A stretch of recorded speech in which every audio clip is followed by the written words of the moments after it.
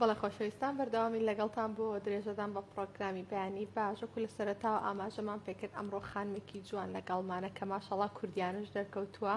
لە وڵاتی بەریتانیاوە گەڕاوەتەوە یەکێکە لەو خانمە چالاکانەی کەوە بەردەوام لە وڵاتی بەریتانیا هەوڵی داوە زمانی کوردی بە زیندوی بمێنێتەوە کە بەڕێزیان سەرۆکی بەشی ژمێریاری یەکێک لە کۆمەڵەکانن یاخود بە ناوی کۆمەڵی ڕێکخراوی خانمانی نێرگس کە ئەو ڕێکخراوە بەگشتی یارمەتی ئەو خانمانە دەدات کە لە تاراوگەنەوە بۆ کۆبوونەوەیەک بۆ تێکەڵبوونی کللتورەکان یاخود بۆ پاراستنی زمانی کوردی لە وڵاتانی بیانی بە تایبەت وڵاتی بەریتانیا. ئەمڕۆ بۆ قسەی زیاتر میوانداری خات و ئەمیرەمان کردو بۆ زانیاری زیاتر سەبارەت بە ڕێکخراوەکە بزانین و وا چۆن گفتوگویەکیشی لەگەڵ بکەین. ئەمیرە خان بەخێر بێ و بەیانی زۆر بەخێر بێ خات و ئەمیرە. زۆر سپاس، بەیانی ئێوەش باش، بەیانی هەموو لایە باش، بەیانی هەموو کەرکووکیەک و کوردستانێکی باش، یعنی بەدڵێکی زۆر گەرمەوە پێم خۆشە ئەم بەیانی باشە لەم کەناڵە جوانەوە هەموو دەستخۆشی لە بەڕێستانە. زۆر سپاس خات و ئەمیرە، با لەو دەست پێ بکەینە بۆ ماشەڵڵا زۆر جوان دەرکەوتووی. چۆنەوە جلی کوردیت پۆشی؟ زۆر سپاس، من لە ئەزەڵە زۆر حەزم لە جلی کوردیە. دایکم ئەم فێری کەلتورە جوانەمانی کردو بۆ زۆربەی شوێن جلی کوردی لەبەرکەین، لەویانەش بۆ زۆربەی بۆنەکان کە ئیتر ئەو بۆن و ئاهەنگانە کە ئەجێڕین بە جلی کوردی و ئامادە ئەبین لە بەرەوەی ئەها مۆرگێکی کوردەواری نەتەوەیەکی کوردی شانازی بەوە ئەکەین کە ئێمە وەکو کوردێک لەوانە لە زۆربەی ئەو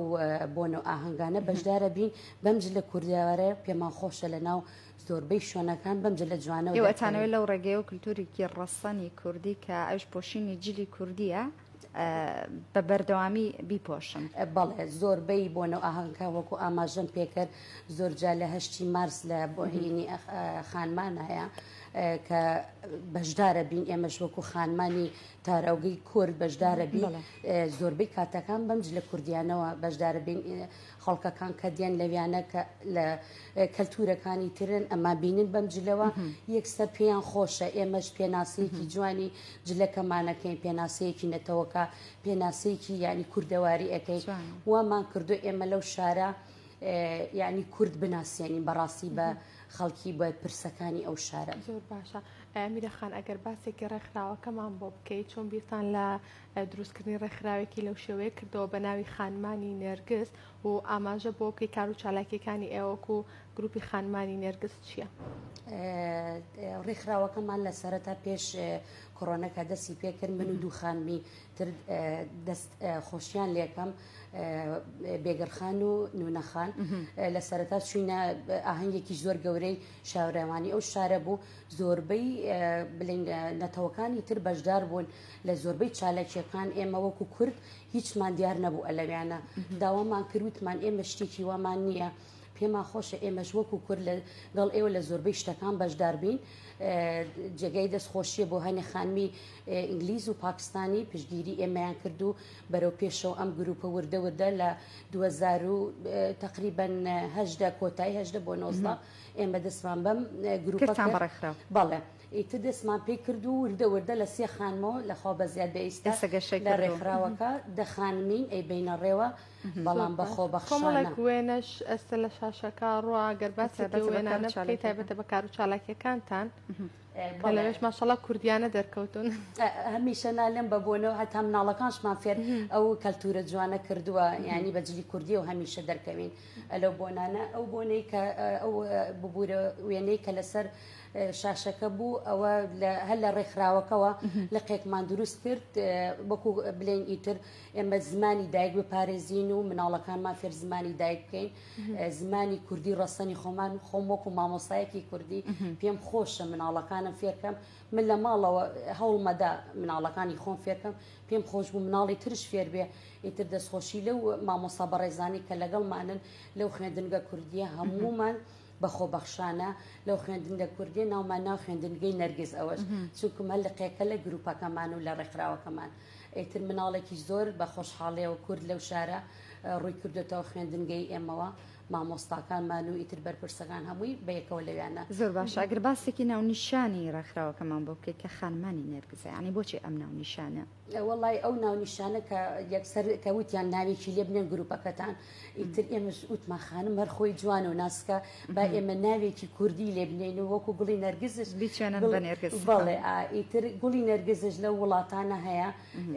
یعنی شتێکی جوان بووتمان با ناوی بنین گوڵی نەرگز. ئێستا زۆربەی کە لێمانە پرسن کە گوڵی نەرگز چیە و چییە، ئێمەش باسێکێنە لە بەهارە خۆی دەرەچێت و بۆنێکی خۆشە و ئیتر خانمانشمان بەوە چواندۆ ناومانە گروپی نەرگز.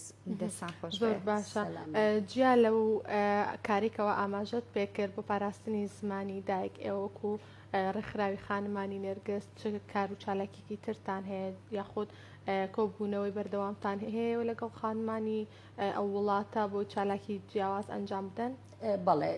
جالەوە زۆر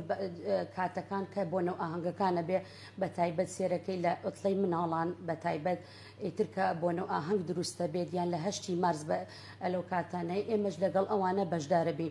خۆیان ئیتر بانگێشمان بۆ نێرن ئەلێ ئێوەش وەکو کورد پێمان خۆشە ئێوەش بەشدار بن لەگەڵ ئێمە، بەڵام یەکسەر مەرجی سەرەکیان هەیە ئەلێ بێ بەجلی کوردی و بەشدار بن. زۆربەی ئەگەر بێتە سەر شاشەکە زۆربەی بۆنەکان کە لە 8 مارس بەشدار بووینە بەجلی کوردیەوە. کار و چالاکیەکانشمان بە بەردەوامی بۆ خانمانی کوردی تاراوگەیە،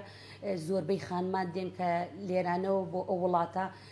زۆربەی یاساکان شارەزانین، زۆربەی لە ڕووی خوێندنەوە، لە ڕووی تەندروستیەوە، لە ڕووی ئەوەی خوانەخواستە تووشی مشکلەیە بن ئێمە ڕێگە ئاسانکاریان بۆ ئێوە شارەزانەکەن لەو بابەتانێکەوە پێویستە. بەڵێ ئیتر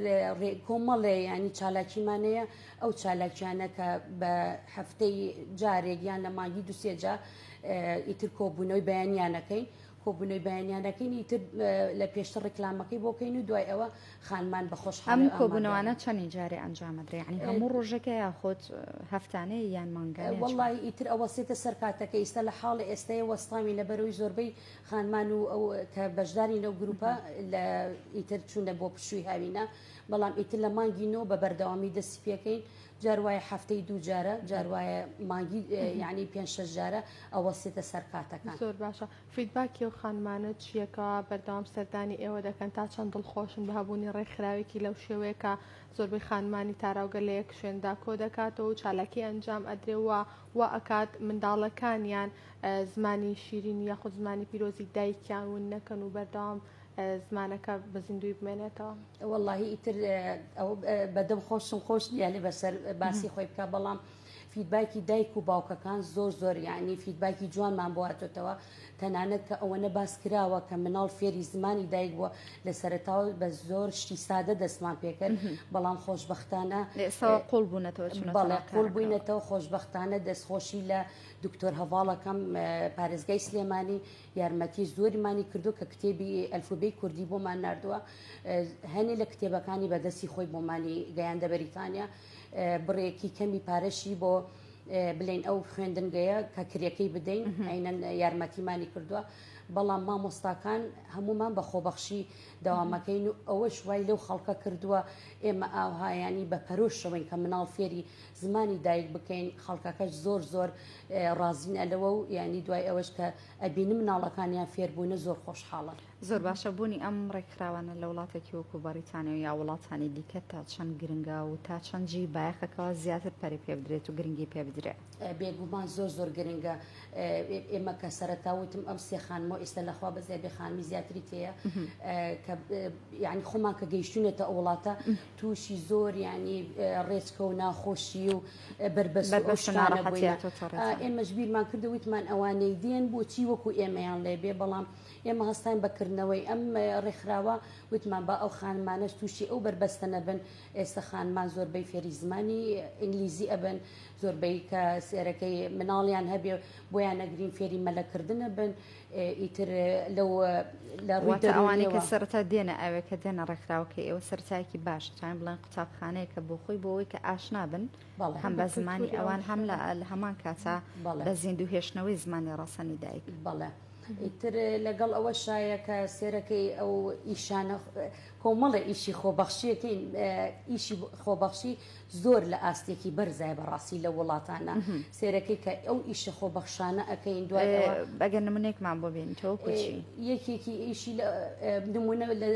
بۆ نمونە ئێستا من بلێم ئیشی خۆبەخشیەکەم لە ڕێکخراوێکایە دوایی کە ئەچم بمەوێ داوای ئیش بکەم لە پێش هەموو کەسێکایە خۆبەخشەکە پێشترە لە کەسەکانی ترایە کۆمەڵی شت فێر بوومە پێشەوەی بچیتە دەورە تۆ لەو خۆبەخشێ فێر بوویتە ئێستا بۆ نمونە من لەم ڕێکخراوە ئیشێکی زۆرم کردو بە ئێستاشەوە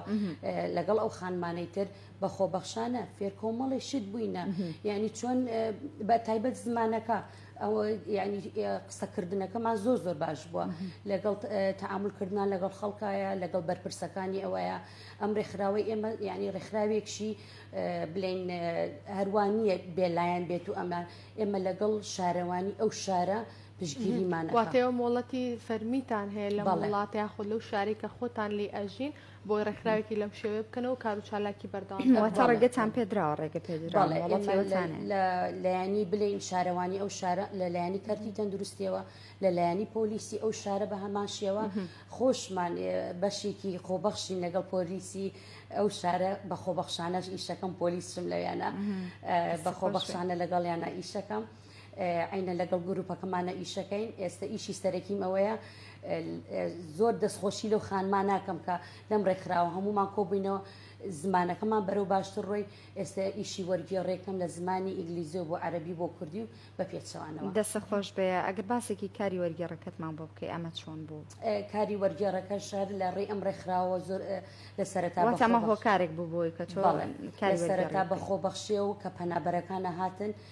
کاری وەرگێڕیمانە کرد لەویانە بۆ پەنابەرەکان بۆ زۆربەی بۆ کاتی بۆ قوتابخانەکانیان یان بۆ کەرکی تەندروستی یان سێرەکەی کە دێن داوای مافی پەنابەریەکەن ڕوبەڕووی کۆمەڵی کێشە و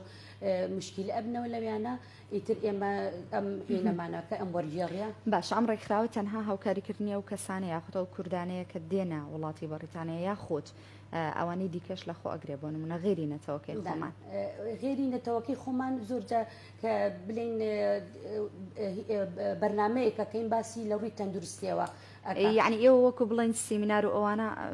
تەقدیمەکەن و پێشکەشەکەن بۆ ئەوان بەڵێ ئیتر کاسێرەکەی ئەلێن بۆ هەموو کەسەکانە نەکتەنانەت بۆ کرد ئەو کاتە ئەو میێوانەمان دێ بە ئینگلیزی قساکە